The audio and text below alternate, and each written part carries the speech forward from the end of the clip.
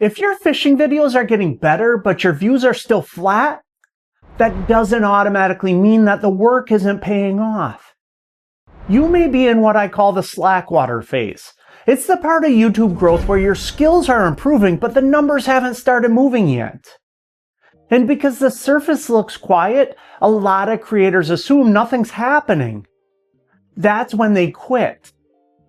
So let's make sure that you can recognize this before you do. When you make fishing videos, it's easy to treat the view count like the final answer. You spend hours on the water. You sort through the footage. You build the video up. You make the title and thumbnail. And then you hit publish. And the numbers barely move. After enough videos like that, you start asking yourself, am I actually getting any better at this? And that's a fair question, but your analytics can't fully answer it. Views show you how a video performed, but they don't always show you how much better you became while making it. And those are two different things. Most fishing creators already know how to fish. You know how to read the water. You know when to change baits. You know when to move. And you know how to adjust when the conditions change. But turning a fishing trip into a video people actually want to watch requires a different set of skills. You have to know what the video is really about. You have to give a stranger a reason to click. You have to make the opening matter. You have to turn hours on the water into a story that feels like it's going somewhere. And you have to get comfortable enough in front of the camera that the viewer feels like they're spending time with a real person. Those skills don't all appear at once, and they don't always create an immediate spike in views. You can make a clearer title and still have a video underperform. You could build a stronger opening and still get low impressions. You can become more natural on camera and still wonder whether anyone even noticed. But that doesn't mean that the improvement isn't real. Even on this channel, when I look back at videos from 90 days ago, I can see the improvement. I'm more confident on camera. The videos feel more focused. And I'm getting better at using my voice instead of trying to sound like somebody else. That doesn't mean that the channel's made it. It just means there's progress a view count cannot fully show. And that's the part you need to look for in your own videos. Not whether your channel looks like someone else's. Not whether you've improved in the same areas. But whether the creator in your newest video is clearly better than the creator in your old one. So pull up a video you made about 90 days ago, and then open up one of your most recent videos. Don't start by comparing the views, compare the videos. Start with the idea. Does the newer video give the viewer a clearer reason to care? There's a big difference between fishing the lake this weekend and can you still catch bass after a cold front. The first one tells us what you did, but the second one gives us a question.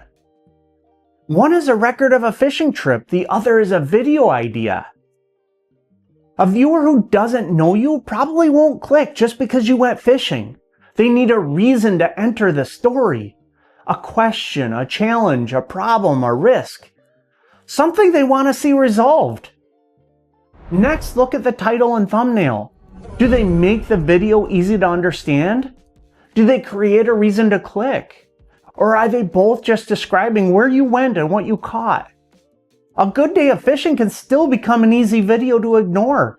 Not because the fishing was bad, but because the viewer never understood why this particular trip was worth watching. Then watch the first 30 seconds.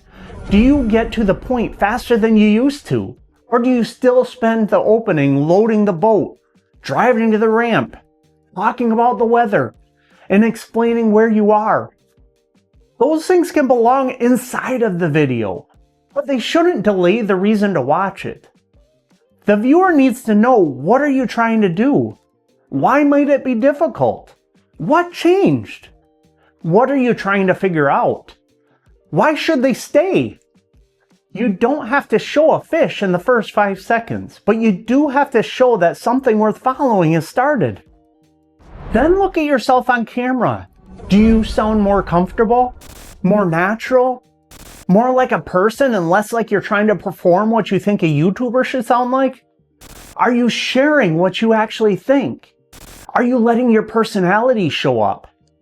Does the video feel more like something that only you would make? Because people don't only come back for the fish, they come back for the way you show them the fishing. Your way of teaching. Your way of telling the story. Your way of handling a bad day. Your way of celebrating a good one. That's how a fishing channel starts to build an identity. Now be honest about what you see. If the newer video has a stronger idea, clearer packaging, a faster opening, or a more confident creator, that's progress. It doesn't guarantee that the next video will take off, but it does mean that you're not standing still. And that matters, because quitting while your skills are improving is different from quitting while you're repeating the same mistakes over and over again. If you can see real improvement, don't panic just because the views haven't caught up. Don't change your whole channel. Don't start copying random trends that don't fit you. Keep building on what's getting better. But if you look back and the new video really isn't that different, that's useful too.